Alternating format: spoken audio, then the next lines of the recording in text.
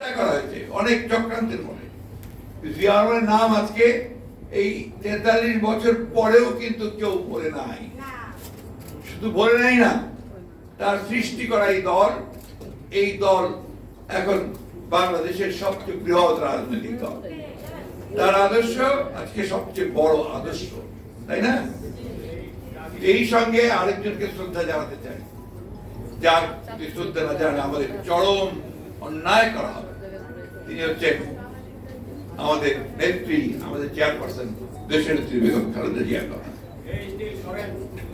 এই নেত্রী 1971 সালে যেদিন শহীদ জিয়া সাহেবের ঘোষণা করে এই তার সহধর্মিনী খালেদা জিয়া এবং তার শিশু পুত্রকে রেখে যুদ্ধে চলে গিয়েছিলেন, তখন এই নেত্রী কিন্তু সেদিন আবার নতুন করে যুদ্ধ শুরু করেছেন।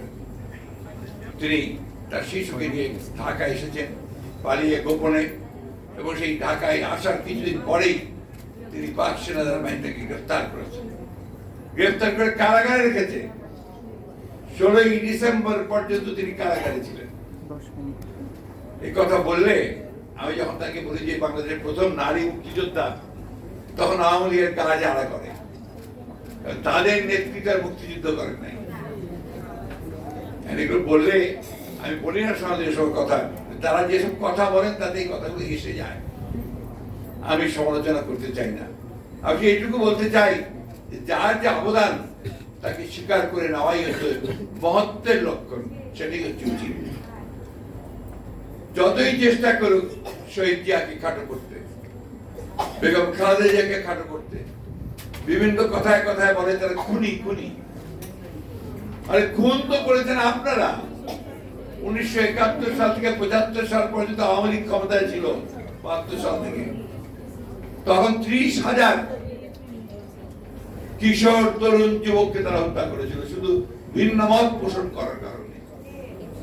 যারাই সেই সময় আওয়ামী লীগ সরকারের বিরোধিতা করেছে তাদেরকে সেদিন গ্রেফতার করা হয়েছে, হত্যা করা হয়েছে।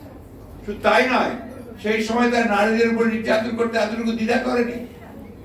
তার প্রমাণ হচ্ছে যে খুলনার কমিউনিস্ট পার্টির নেতা শান্তি সেন তার স্ত্রী এবং পুত্রবধূকে তখনকার রক্ষী বাহিনী নামে একটা বাহিনী তৈরি করেছিল, তারা তাদেরকে গ্রেফতার করে নিয়ে আসে এবং রক্ষী বাহিনীর 21 দিন ধরে তাদের উপর নির্যাতন চালানো হয়। এমনকি তাদেরকে বস্তার মধ্যে পুড়ে পুকুরের মধ্যে চোবানো হয় ঠান্ডা রাত্রে। তারপরে তাদেরকে কারাগারে প্রেরণ করেন, ঢাকা সেন্ট্রাল জেলে তাদেরকে নিয়ে আসে। সেই সময় আমাদের ব্যারিস্টার মওদুদ সাহেব, তিনি তখন এই হেভিয়াস কর্পাস মামলাগুলো করতেন। তিনি এই সমস্ত নির্যাতিত নিপীড়িত মানুষের পাশে দাঁড়িয়ে তাদের পক্ষে মামলা করতেন। আজকে যাদের নাম আপনারা অনেকে শোনেন, পত্রিকায় দেখেন, এই ইকোনমিস্ট নাম করা হচ্ছে তিনি দেবপ্রিয় ভট্টাচার্য, তার পিতা ভবেশ ভট্টাচার্য, দেবেশ ভট্টাচার্য, তিনি তার বিচারপতি ছিলেন। তার আদালতে মওদুদ সাহেব হেভিয়াস কর্পাস করেন শান্তি সেনের স্ত্রী এবং তার কন্যা, এবং আরেকজন ছিলেন হানুফা বেগম, এদেরকে অন্যায়ভাবে আটক করে রেখে তার নির্যাতন করা হয়েছে।